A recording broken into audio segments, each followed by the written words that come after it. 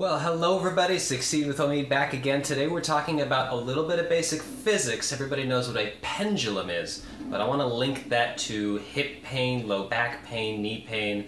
I'll even give you one really cool exercise and an important stretch all in the same video. So real quick, I've got this stick, and it's going to pendulum back and forth. Now, pendulum has a perpetual motion engine built into it. Not really, because we got to constantly add just little bits of energy to it, otherwise it'll just peter out.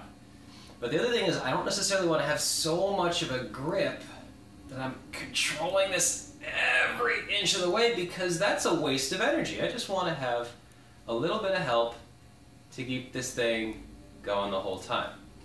The reason I bring that up is because that's how the leg works by itself inside the hip too. The femur and the hip kind of have this type of pendulum relationship in the middle of them. I'm going to cut to the exercise that I want you guys to work on in a second. Let me move the camera. So, pendulum effect, right? All I want to do is just basically add little bits of energy into this chain as it's moving through. I don't want to have too much of a grip as I'm moving through. All you need is a little step, or any box will work for this, a foam roller for balance if you're terrible at balance.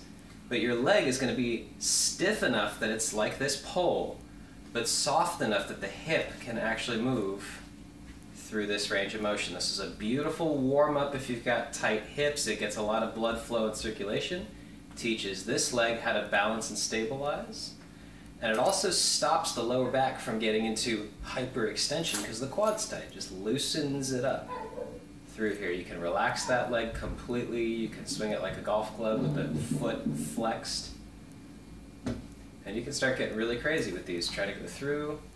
The quad stretches in the back, hamstring stretches in the front. Over and over. You do about maybe a minute worth of this right before a squat day, you'll feel like $1,000,000. Your hips tight, your back's tight, you'll feel like $1,000,000. Now, the most important thing, I'm going to do this obliquely so you can see the big problem is that the quad and the hip get tight. So you can get into here. Quad hits tightness, one of two things will happen. It'll either bend the leg here because it doesn't want to let the hip go back, or hyperextension because the quad gets pulled. So, next is the stretch. So if you're trying that pendulum out and you find out you can kick into the front, but not quite get into the back, or the back starts to tip with the leg, chances are front hip and quad are really, really tight. So couch stretch comes in handy. It's one of the best stretches I know for the quads that just really gets deep into there. Just a couple subtle nuances, and one warning: if it hurts your knee, find something else to do. Foam rolling, getting a massage, a standing quad stretch or something like that is a little bit safer if it hurts, but it shouldn't hurt. So, foot goes up on a couch or a box in my case, the knee goes on the ground. I'm going to find neutral spine first, and then I'm going to bring this leg forward. Right into here. Press my hips through to keep that belt line parallel to the ground, and then I'm going to drive forward. Keep something handy like a dowel or a stick or another box or a really well-trained dog or something so you can keep your balance here. I don't want to worry about balance while I'm stretching something that deep.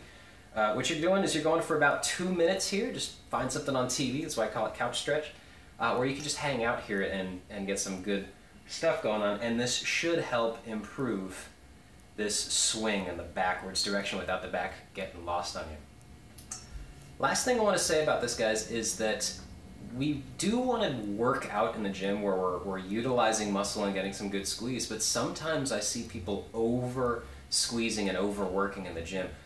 When somebody is getting into, for example, long distance running, something I did a little bit in high school, it's important to find that flow, to find that good, comfortable breath where you can go for a long amount of time. Endurance is about being able to get a lot of work over a long period of time, not a lot of work over a really short period of time. That's for our high intensity interval stuff. That's for our big squat days, heavy back and deadlift days, those types of things.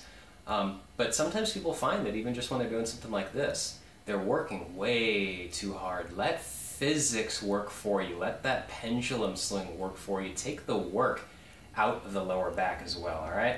I hope the information was helpful to you guys, and as always, have a happy and healthy rest of your day, and I'll talk to you next time.